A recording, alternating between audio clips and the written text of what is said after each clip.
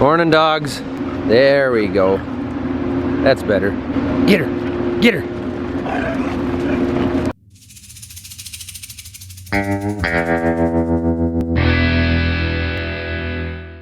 It's supposed to be like 80 degrees today.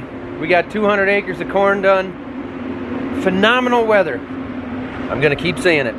First things first here this morning. Got to do the morning bin climb, see how much room is left in there. I shut the auger down a couple hours ago during the night because I was afraid we were filling this bin. Becky, as a grain bin safety advocate, I'm gonna leave the camera down here.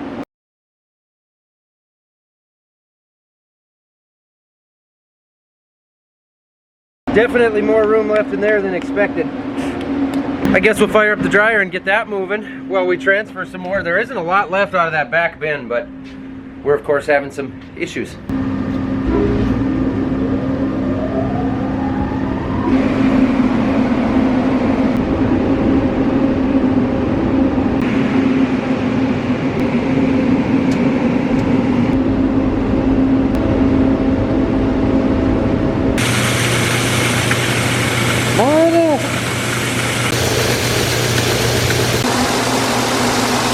Next up is our motor here that I couldn't get going yesterday to empty these beans out again.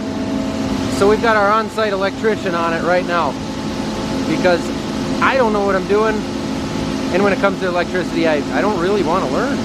Electricity scares the heck out of me, so I'm much more of a grandstander than an electrician.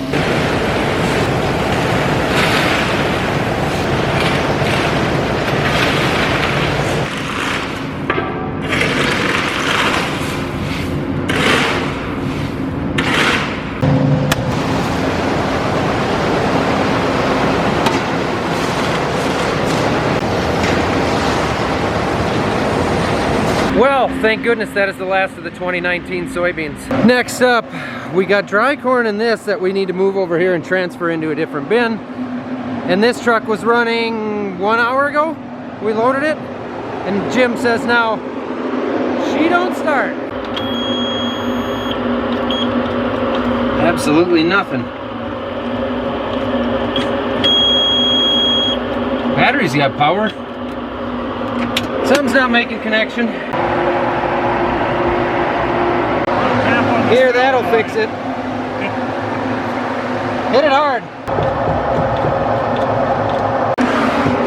Well, that's a new one. It's time to cross the solenoids here. Can't get to it? There's no juice there?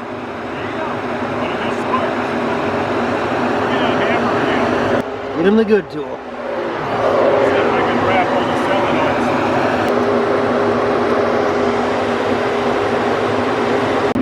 Nope, our truck is dead. It won't do anything. We got the dryer going. The truck is broke down. So we got corn moving out of the dryer because that's number one. We got a little mess to clean up with this. I'm gonna turn the camera off and I'll see you guys in a few hours. Let's hope this one starts. Jim did get the other one going. He was able to cross the starter and get it going.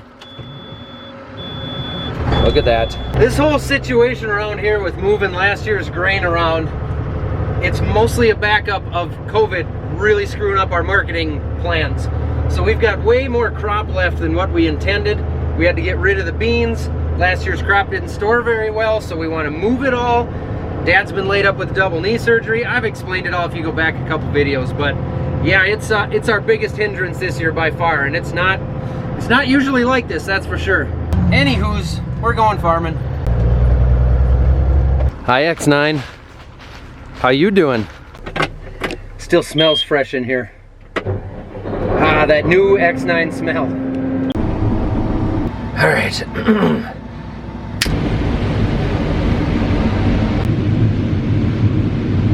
Jim says he's stinking up the cabin there like I am in here because we both got rotten beans on our boots. I told him to take his boots off and leave them on the platform. He thinks it's in his pants and everything. As long as I'm not riding with you in there, I don't care if you take your pants off and hang those out on the rail too.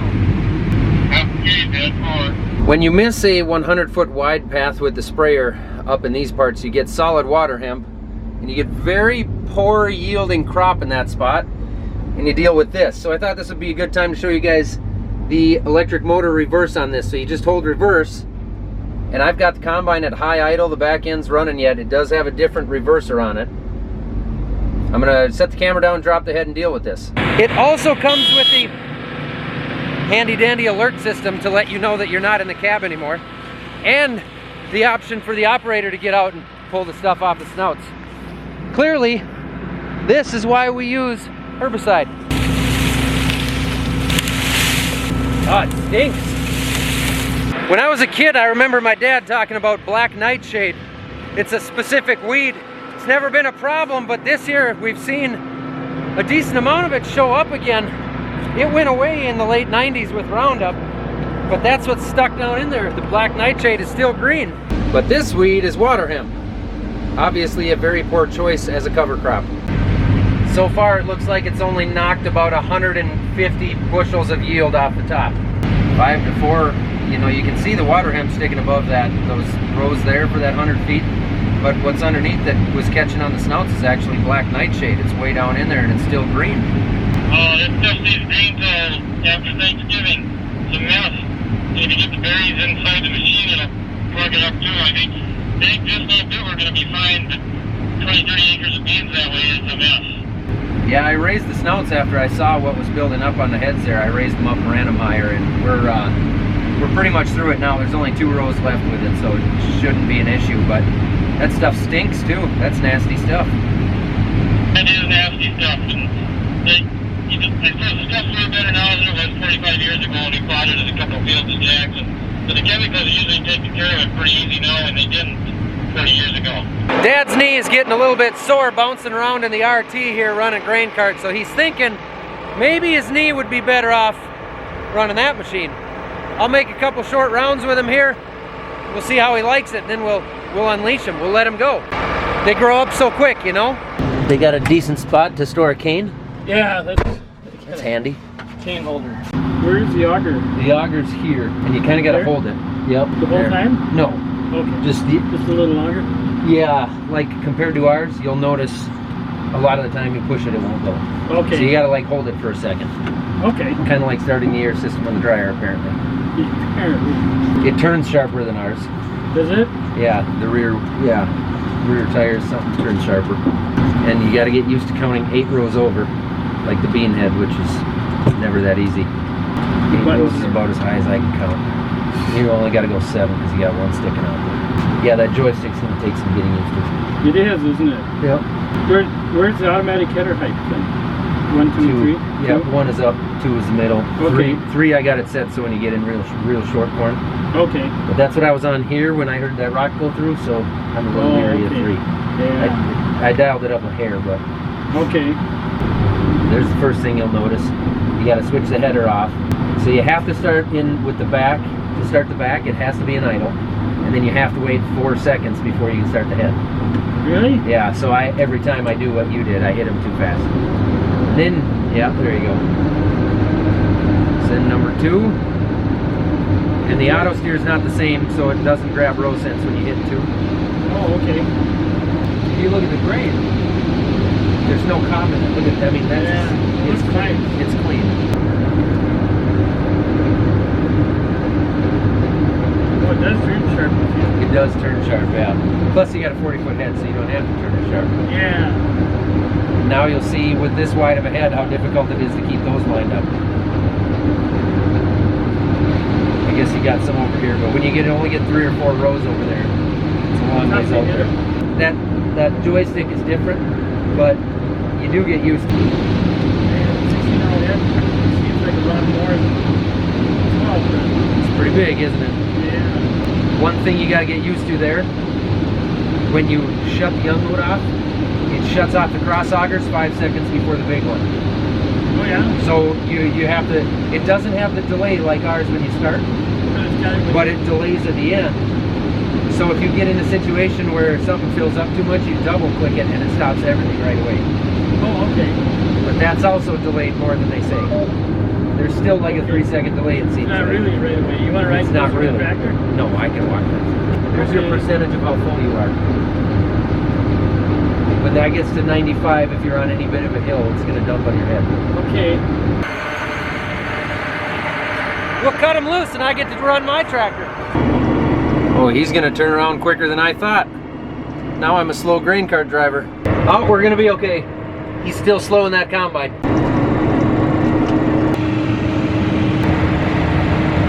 Should we just stop on the end for a little bit? Yeah, I've got over 62,000 already. Yeah, keep it here going low then.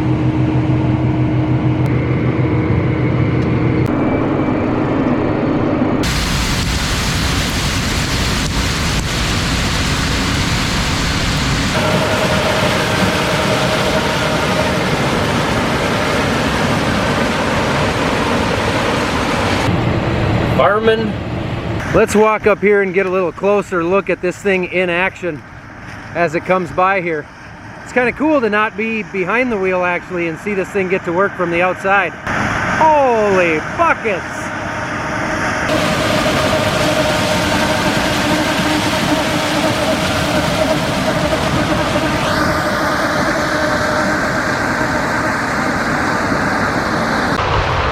Oh no. It's so far. Oh. As exciting as this is, I just got off the phone with Becky, and Isla, our little girl, fell on the playground at school, and it sounds like she has broken her arm in multiple spots. So Becky's with her at the hospital at the moment, figuring that out. Everything is breaking. We'll see if Jim can fix this one. He's a good welder. Fuel time and load time. There's 17 in this truck now if you want to swap. All right, Dad's gonna hitch a ride home here with the next truck. We're gonna fuel up the X9. We got 23, his name's Josh, he's coming to run a truck. 2.0 Nate is gonna jump in the cart. We'll figure it out, trust us. Just kidding, of course, don't trust us, but we'll figure it out. You got it running? Got it running. Good. Yep. Hopefully we got enough. Be empty. Well, you know how everything's been breaking? Shut up, Zach. Isla just broke her arm on the playground at school. No. Yep. Well, until I hear more from Becky on what's going on with Isla, there's not a lot I can do. So we'll keep this moving. And yes, we forgot to put gas in the pump motor that runs Thunder. So we didn't get fueled up in this, but I think we got enough to finish the 50 acres here. So once I can set the home point as we're moving, and then he hits his auto track resume. So does he have to hit that every time we line up?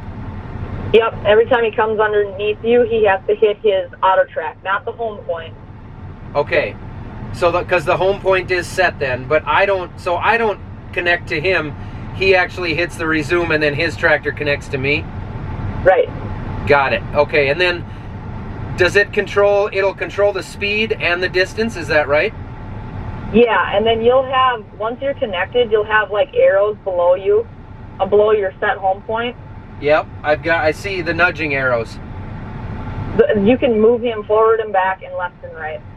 Okay. We will play with that. We'll set that here. Thank you. Yeah. All right. Bye. Okay, let's go like 2 miles an hour here. I'm gonna set something up. So we need to set our speed, and I'll find a spot in the cart, and then I'll set the home point. Okay, now hit your auto track resume button. Yeah, we're tracked I know. So I'm gonna speed up and see if you come with me. You didn't come with me. Negatory. Try it again. I turned my auto steer on now. Now I wonder if yours will connect with me. Do you feel like you're connected now? Yeah, hold it. There we go. I had to have my auto track working. What makes sense to me? I suppose. You guys are forward thinkers. So this is a cool function to take my mind off my little girl's broken arm for a few minutes. He's tracking with me, so if I slow down and I speed up, or if I move left to right, he will track because we've set the home point inside that cart to follow with me. So he's tracking left to right and speed-wise with me. And I have nudge buttons so I can move him to the side, I can move him front to back. This is going to be fun to play with. That's what she said. He's comfortable now though? Yeah, he's getting heavy-eyed. Well, that's probably a good thing. Yeah. How long will they know if there's an ambulance available? I think they were just going to call on Morris and Glenwood right now, so just the two they have here are gone, like Fargo and City, sounds like. I suppose they don't know for sure where they're going yet anyway. Right, because they have to wait for clearance from children. So she's going to have the same type of stuff that Ree went through. Yep.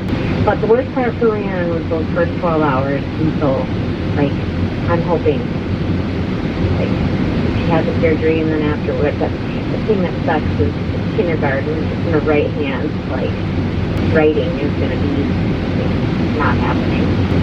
Yeah. All right, we'll be in touch then. All right, love you. Love you too. Bye. Bye. Isla's got a pretty bad arm break, right in the growth plate in the elbow. So she's going to need an ambulance ride to the Twin Cities area and some surgery. Well, it's another beautiful sunset.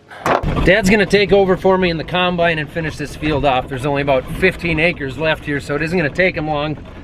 I'm gonna bring this buggy home and wait and see what I hear from Becky, see if I gotta run to the Twin Cities tonight or whatever. We're also way behind on videos at this point, and you guys are waiting for an X9 video. So when this comes out, you won't be waiting anymore. But as I record this, you guys are starting to get impatient. So I might have to try and edit a video for you guys too. Oh dear.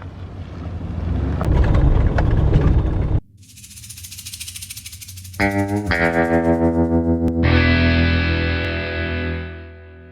gotta climb a couple of bins here, grab some stuff for Becky, see if I can meet her and Isla in town before they head to the big hospital. So I'm out. Thank you guys for watching.